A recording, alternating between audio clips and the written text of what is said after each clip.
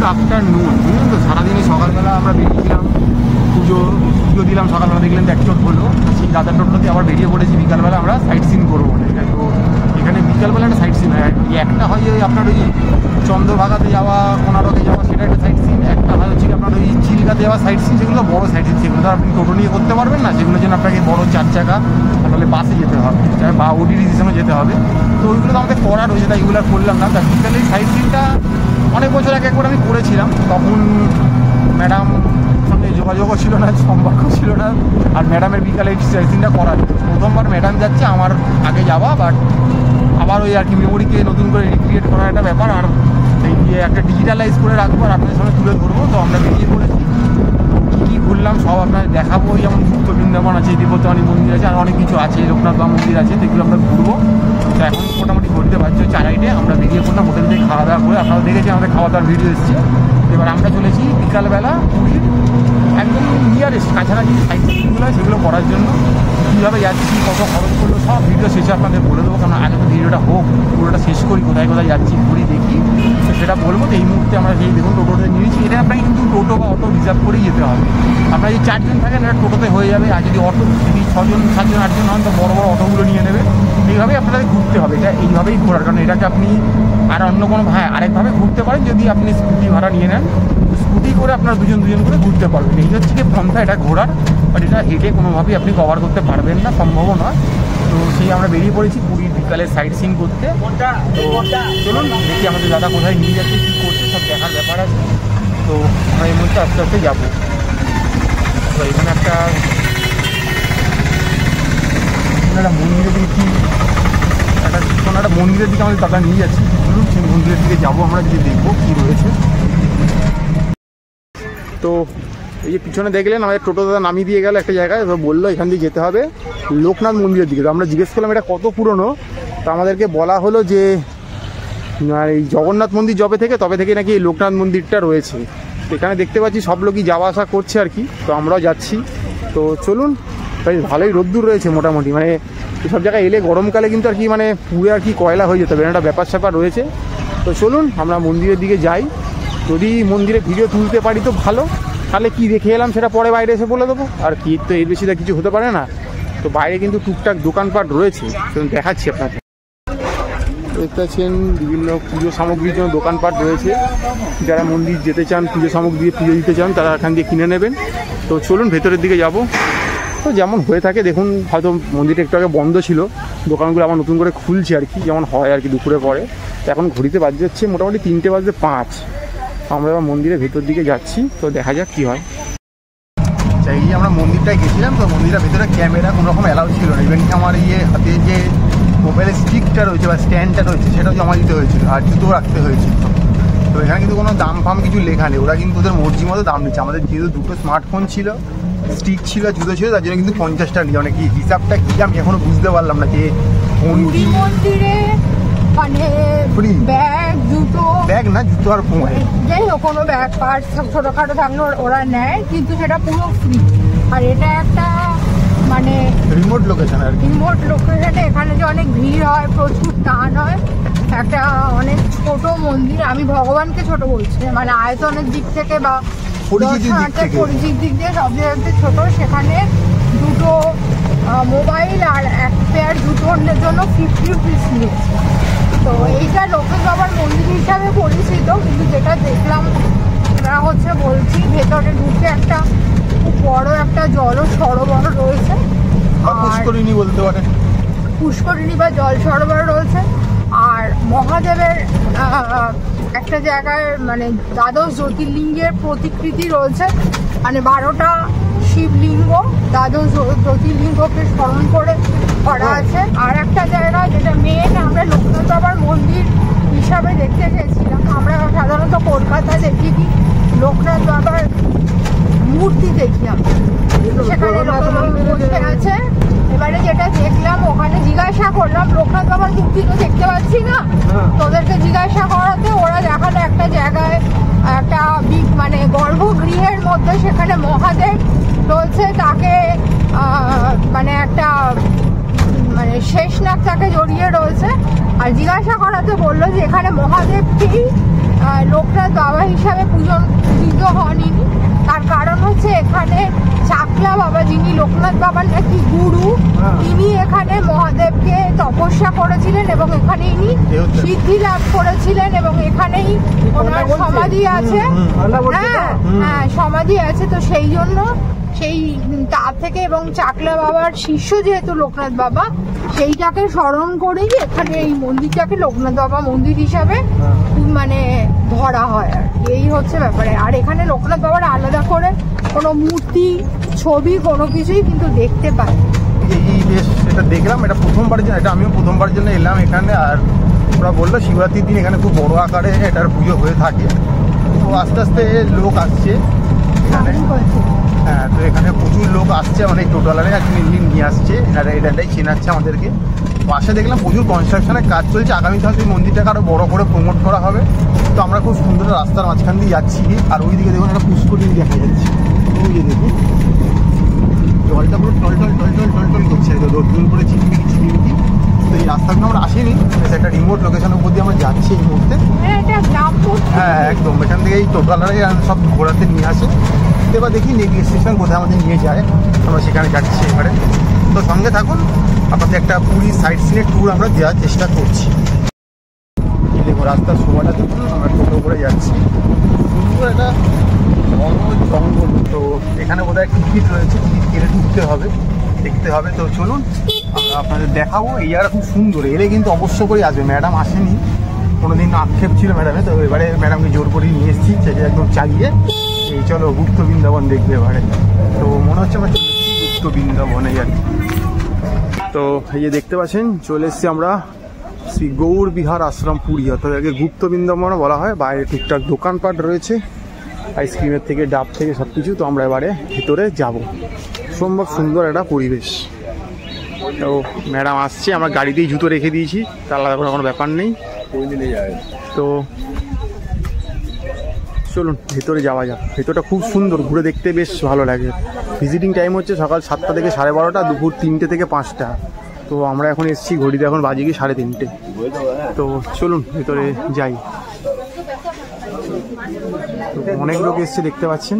প্রথমে ঢুকেই আমরা দেখতে পাচ্ছি সিদ্ধিদাতা গণেশ দেখতে পাচ্ছেন। এখানে সেই সিদ্ধিদাতা গণেশ রয়েছে। এবার সামনের দিকে যাবো আরো। এখানে কিন্তু একটা কাউন্টার রয়েছে, এখানে 10 টাকা করে টিকিট, কোনো টিকিট দিচ্ছে না। খাবার একটা আলাদা প্রসাদের টিকিট রয়েছে 40 টাকা। তো এবার চলে আসছি। আপনারা কিন্তু এই মূর্তিটা কিন্তু আপনারা সবাই দেখে থাকেন, যে ঢুকেই একটা জগন্নাথ দেব, মানে এইটাই কিন্তু গুপ্ত বৃন্দাবন একদম ট্রেডমার্ক একটা দর্শন বলতে পারেন। চোখের সামনে একদম আমাদের নীলাচলে মহাপ্রভুকে দেখতে পাওয়া যায়। তো চলুন এবার চারদিক ঘুরে ঘুরে দেখবো তার কি রয়েছে। ভেতরটা খুব সুন্দর করে সাজানো একটা, মানে বাড়ির ছোট থেকে বড় সবার এলে এটা ভালো লাগে। চারদিক দিয়ে ঘেরা রয়েছে দেখতে পাচ্ছেন। তো চলুন বিভিন্ন মন্দিরগুলো ঘুরে দেখি। এখানে একটা মন্দির রয়েছে, মন্দিরের ভেতরে ঢুকে দেখি কি দেখা যায়। চলুন দেখা যায়। ওই দেখুন একটা খুব সুন্দর মন্দির। এখানটা এখানে রাধাকৃষ্ণ রয়েছে, আপনাদের জুম করে একটু দেখানোর চেষ্টা করছি। এই যে দেখুন এখানে রাধাকৃষ্ণ রয়েছে, আর এখানে বিষ্ণুর বাহন রয়েছে গরু। তো এটাকে ওই দিক করে মুখ রয়েছে, ওটা দেখাতে পাচ্ছি না আমি আপনাদেরকে। এই যে দেখে নিন, খুব সুন্দর করে সাজানো এই জায়গাটা। আর এই যে বাইরে দেখুন বিশাল বড় একটা গরুর দেবতার মূর্তি রয়েছে। মনে রাখবেন ইনি কিন্তু আমাদের নারায়ণ বা বিষ্ণুর বাহন ধরা হয়। সামনে একটা লক্ষ্মী মাতা, তুলসী দেবী রয়েছে, তুলসী মাতা। তো চলুন আরও ভেতরটা দেখি। আর হ্যাঁ, আর চারপাশে দেখতে পাচ্ছেন সখা সখীরা রয়েছে, ঘিরে রয়েছে। এখানে একটু চারদিকে ঘেরা রয়েছে রেলিং দিয়ে, যার জন্য একটু দেখাতে অসুবিধা হচ্ছে। বাট চলুন ভেতর দিকে যাই। এগুলো যে করা হয়েছে না, এগুলো মানুষের জন্যই করা যায়। মানে মানুষে যে বিভিন্ন জিনিস ছুঁড়ে দেয়, মানুষের এইসব প্রবণতার জন্যই কিন্তু আজকে এই মানে এই খাঁচাবন্দি ব্যাপারটা চলে এসেছে। নাহলে কিন্তু এগুলো খুব খোলাই ছিল। একসময় মানুষ কিন্তু খুব কাছ থেকে এগুলোকে দেখতে পেত, বাট আজ কিন্তু আর একটু দেখাটা একটু চাপের হয়। তো চলুন, এখন পুরো জায়গাটা কিন্তু ঘিরে দিয়েছে রেলিং দিয়ে। ভাই কতটা ভালো স্পষ্ট দেখাতে পারবো জানি না। তো এখানে দেখতে পাচ্ছেন শ্রী চৈতন্য মহাপ্রভু রয়েছেন, উনি কিছু পাঠ দিচ্ছেন আর কি সবাইকে। সেই একটা রেপ্লিকা তৈরি করা হয়েছে এখানে। তো ওটা কিন্তু পুরো গাছগাছালি দিয়ে ঢাকা থাকে। তো তো তার জন্য খুব একটা অসুবিধা হওয়ার কথা না। এখানে একটা হরিণ রয়েছে, এখানে একটা হনুমানজি রয়েছে পঞ্চমুখী দেখতে পাচ্ছেন। তো চলুন, এখানেও দেখতে পাচ্ছি রাধাকৃষ্ণ রয়েছে। তো চলুন দেখা যাক আর কি দেখাতে পাচ্ছি আপনাদেরকে। এদিকে যদি ঘুরে দেখুন, এদিকে একটা জিরাফ দেখতে পাচ্ছি, ওখানে বিষ্ণুকে দেখতে পাচ্ছি, তার সঙ্গে লক্ষ্মী দেবী রয়েছে। আর দেখতে পাচ্ছেন বাসুকী নাগের ওপর বসে রয়েছে একটা পুষ্করিণীর মধ্যে। আর এইখানে রয়েছে দেখতে পাচ্ছেন রাধা কৃষ্ণ। তো খুব সুন্দর, এটা রাধা কৃষ্ণ লীলা খেলা রয়েছে দেখতে পাচ্ছেন। শ্রী চৈতন্য নিত্যানন্দ রয়েছে।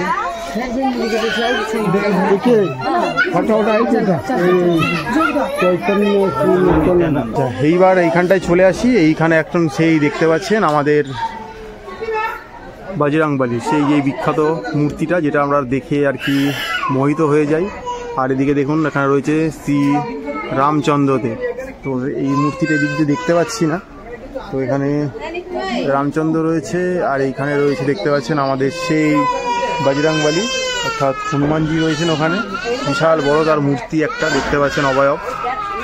আর এখানে দেখুন একটা সেলফি জোন করে দেওয়া রয়েছে, আই লাভ গৌড় বিহার। মানে গুপ্ত বৃন্দাবনকে গৌড় বিহার বলেই ডাকা হয় মেনলি। তো দেখুন ম্যাডাম চলে গেছে সেলফি জোনে, আই লাভ গৌড় বিহার। একটা সেলফি জোনে সেলফি উঠে গেছে ম্যাডামের। তো এখানে প্রচুর বড় একটা জিনিস রয়েছে। আর ইয়ে আপনাদেরকে এবার দেখাই, এখানে এই যে সমুদ্র মন্থনটা চলছে দেখুন। যে আমরা সমুদ্র মন্থনের কথা শুনে থাকি সব সময়, তো এখানে কিন্তু সেই সমুদ্র মন্থনটা চলছে দেখুন। এই যে এই সমুদ্র মন্থনে যে সুর আর অসুরের মধ্যে যে লড়াই হয়েছিল, এই দেখতে পাচ্ছেন। এই যে সমুদ্র মন্থন হচ্ছে, দেখা যাচ্ছে দেবতা আর অসুরদের মধ্যে যে মানে সমুদ্র মন্থনে যে বিষ আরোহণ করা হবে, এবং এই সমুদ্র মন্থনে এই পর্বতকে তুলে তার থেকে যে অমৃত পাওয়া যাবে, সেই অমৃত একে অপরের মধ্যে বিতরণ করা হবে। তো যাই হোক, সে পরে তো সেই কাহিনী অন্য হয়েছিল। তো সমুদ্র মন্থন করা হচ্ছে, সেই করার পর এই যে পর্বত, সেই পর্বতকে জড়ানো রয়েছে শেষনাগকে জড়িয়ে পর্বতকে তোলা হচ্ছে। আর সেই পর্বতকে তুলছেন কে? স্বয়ং কূর্ম অবতারের বিষ্ণু, আর তার সাথে উঠে এসেছেন মা লক্ষ্মীর প্রতিকৃতি, এবং নারায়ণ কূর্মরূপে তার প্রতিকৃতি রয়েছে দেখতে পাচ্ছেন। গুরু হিসাবে এখানে প্রধান হচ্ছে শঙ্করাচার্য রয়েছেন, এবং তার পরবর্তী মানে আরো যারা প্রজন্ম ছিলেন তাদেরকে এখানে তুলে ধরা হয়েছে।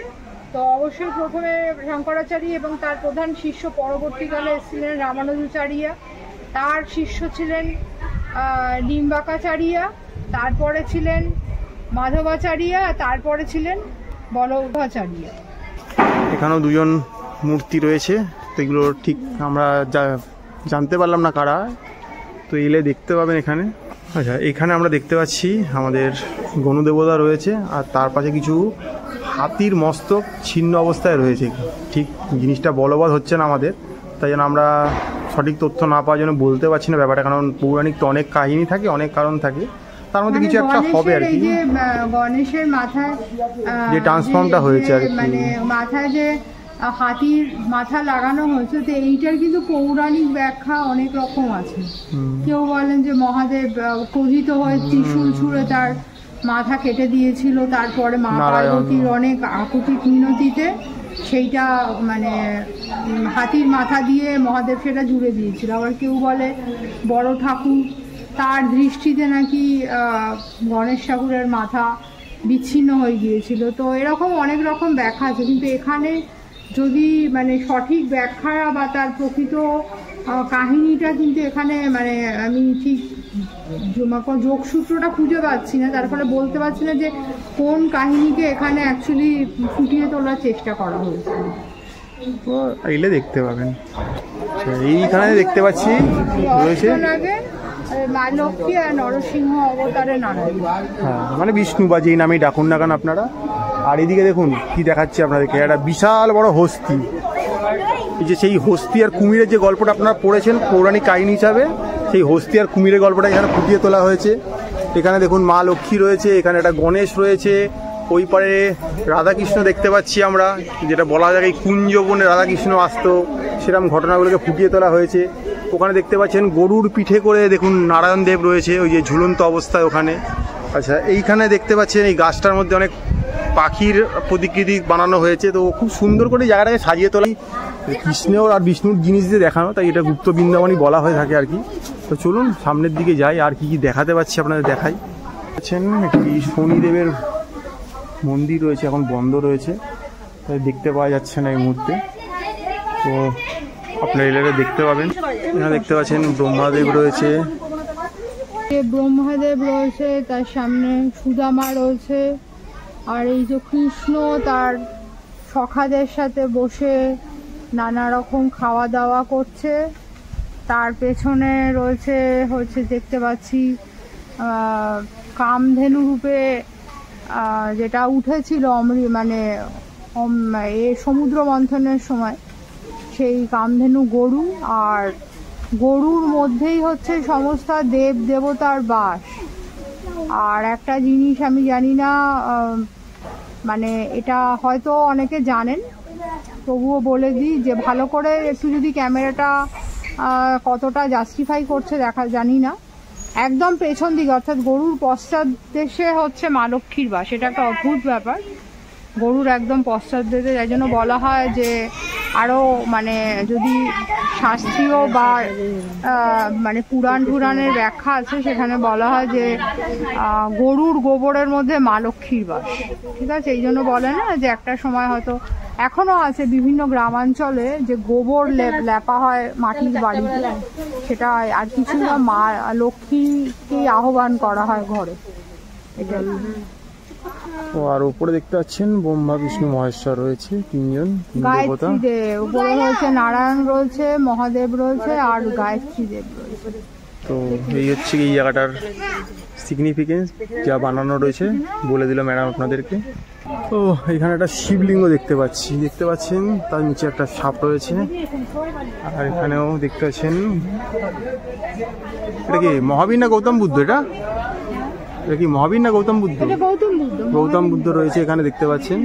আর সামনে একটা পুষ্করিণী রয়েছে, এখানে নারায়ণ, লক্ষ্মী বা রাধাকৃষ্ণ নৌকা বিহার করছে। চলুন দেখা যাক, দেখি। এই দেখুন নৌকা বিহার করছে। আর এইখানে দেখতে পাচ্ছেন একটা বিশাল বড় মহাদেব রয়েছে, ডমরু হাতে মহাদেব নৃত্য করছে। মহাদেব এখানে এটা দেখতে পাচ্ছেন লক্ষ্মী দেবী দেখতে পাচ্ছি আমরা। দেখুন কানার কি অবস্থা, সবাই জামা কাপড় নিয়ে গাছে উঠে বসে আছে, সবাই এখানে চান করছে, জামা কাপড় পাচ্ছে না। কানারে তুই কি করলি? সাদে বলে কলির কেষ্ট বলে কথা, সব পারে ও করতে।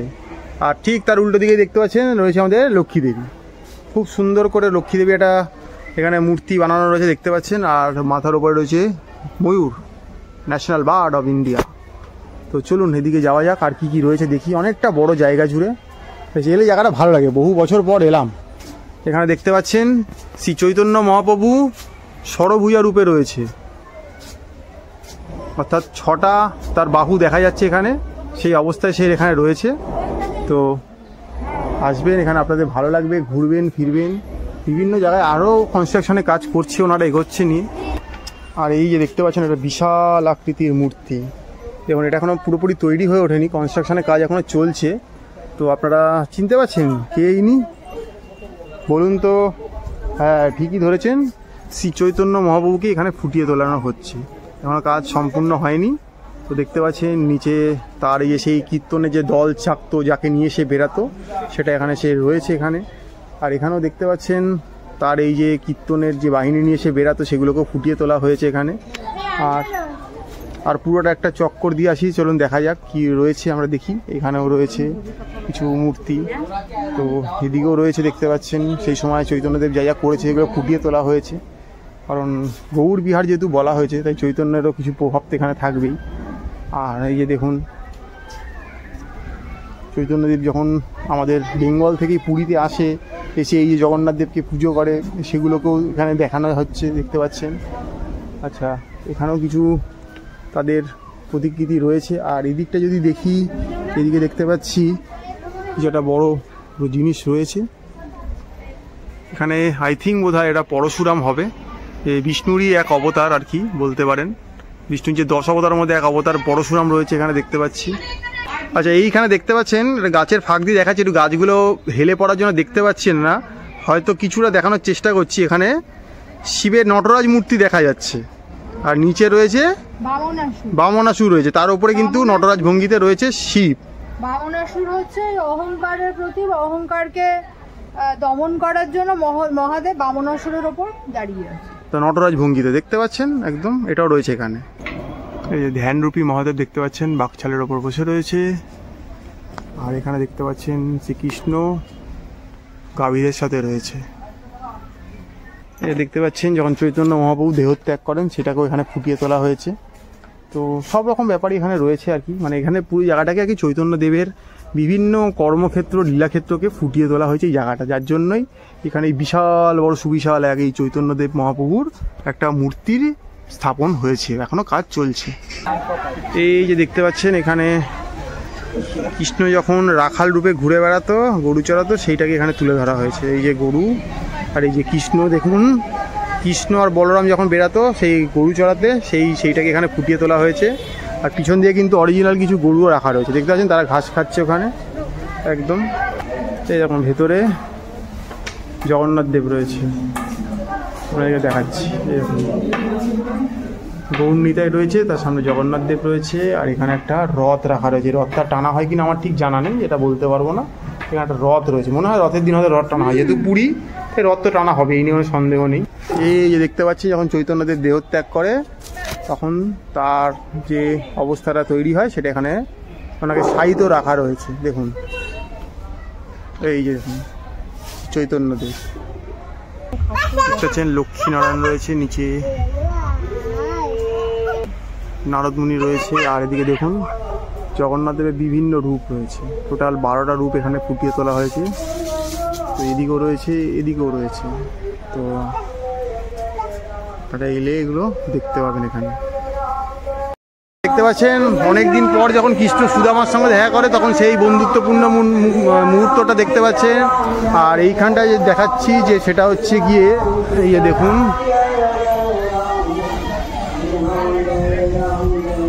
যখন কৃষ্ণ যখন গরুর সাথে আর কি খেলাধুলা করছেন সেটা, আর মা যশোদা সেটা দেখছেন দাঁড়িয়ে, সেটারই একটা প্রতিকৃতি এখানে ফুটিয়ে তোলা রয়েছে।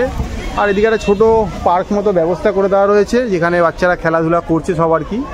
তো এলে আপনাদের বাচ্চার বাড়ির সদস্যদের ভালো লাগবে, ছোটো সদস্যদের, তো আসবেন, এটা ঘুরবেন, ভালো লাগবে। 10 টাকা মূল্য, বাট আপনাকে অটো ভাড়া করে একটা রিজার্ভ করে এখানে আসতে হবে। এখানে দেখতে পাচ্ছেন বিষ্ণুর 10 অবতারের একটা মূর্তি রয়েছে, খুব সুন্দর দেখার মতো।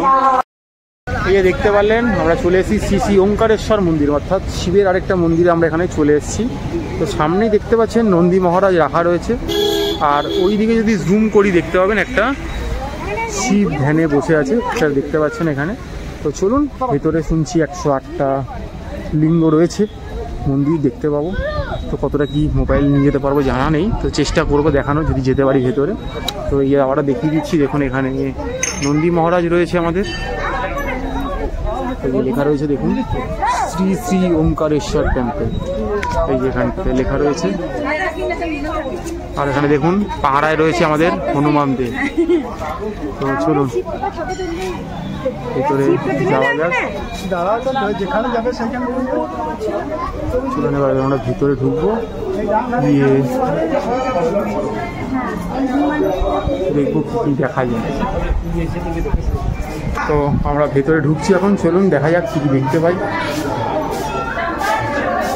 এটা ওঙ্কার লক্ষ্মী নৃসিংহ,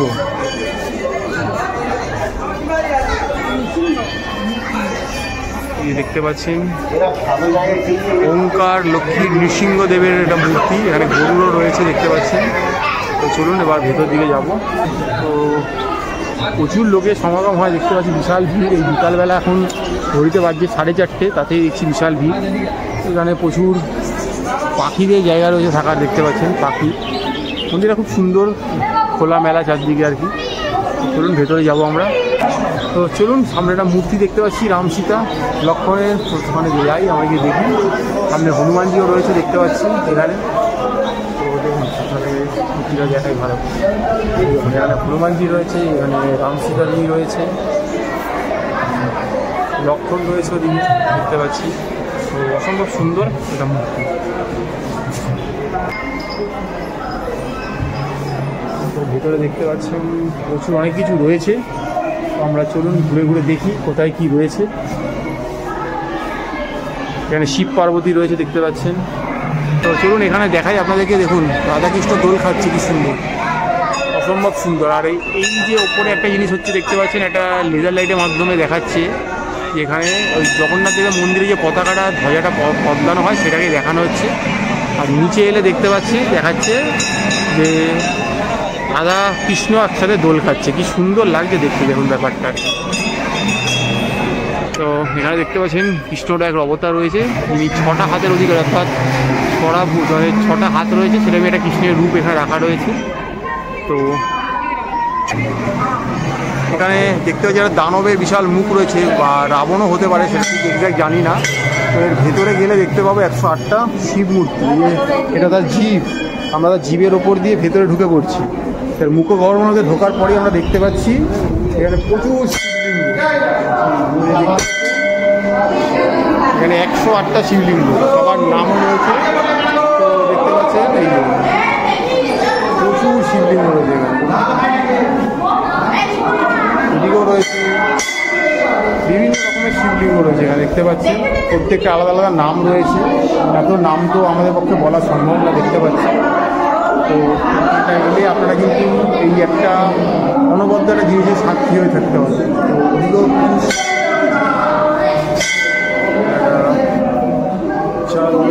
রয়েছে দেখতে পাচ্ছি, মানে সেই ওদিকে নিয়ে শিব তাণ্ডব করছিল তার একটা ছবি রয়েছে শিবের বিভিন্ন রূপের। আর এই যে মাঝখানেও দেখতে পাচ্ছেন বিশাল অনেক শিবলিঙ্গ রাখা রয়েছে। আর এদিকেও প্রচুর শিব রয়েছে, এখানেও প্রচুর শিব রয়েছে দেখতে পাচ্ছি। তো এখানে দেখতে পাচ্ছেন প্রত্যেকটার আলাদা আলাদা নিজস্ব নাম রয়েছে। তো সব তো বলা সম্ভব না, এত নাম এখানে চাইলে। দেখতে পাচ্ছেন সারি সারি শিব, 108 শিব, অসম্ভব সুন্দর এই ব্যাপারটা। কোনো কিছু মূর্তি রয়েছে দেখতে পাচ্ছেন। এখানে একটা গোশালা রয়েছে দেখতে পাচ্ছেন, আপনারা এলে গরুকে নিজে হস্তে খাওয়াতে পারবেন। নিজে দেখতে পাচ্ছেন প্রচুর গরু রয়েছে এখানে, বেশ প্রচুর, মানে অনেকগুলো 10-15টা গরু রয়েছে। তো ম্যাডাম দেখুন এখান থেকে একটু বিচুলি নিয়েছে। তো এখানে ম্যাডাম একটু বিচুলি নিয়েছে, ম্যাডাম গরুদেরকে এবার খাওয়াবে এখানে। দেখুন এই যে দেখাচ্ছি আমরা, ওই যে ম্যাডাম খাওয়াচ্ছে। তো সবাইকে দিলে সবাই আর কি খাবে। আপনারা এখান থেকে কিছু অর্থের বিনিময়ে বিচুলিগুলো কিনে নেবেন, নিয়ে এদেরকে খাওয়াবে। ঠিক আছে, কি ব্যাপার। তো এই যে দেখতে পাচ্ছেন, তো আমার হাত থেকেও খাচ্ছে না আর কি, কোনো বিজ্ঞাপন করছি না। তো সবাই আর কি খেতে চায়। তো আমাদেরকে দেখে গরুকে মায়ের রূপ ধরা হয় বা বিষ্ণু রূপ ধরা হয়। তো এই যে দেখাচ্ছি ম্যাডাম, এই যে দেখুন এটা একদম ছোট্ট বাচ্চা,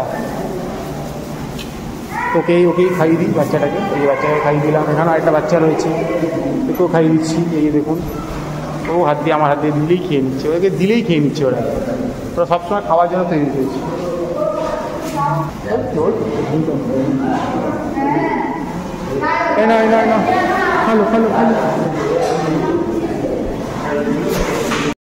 এই মুহূর্তে আমরা চলে এসেছি বিপত্তারিণী চণ্ডী বাড়ি।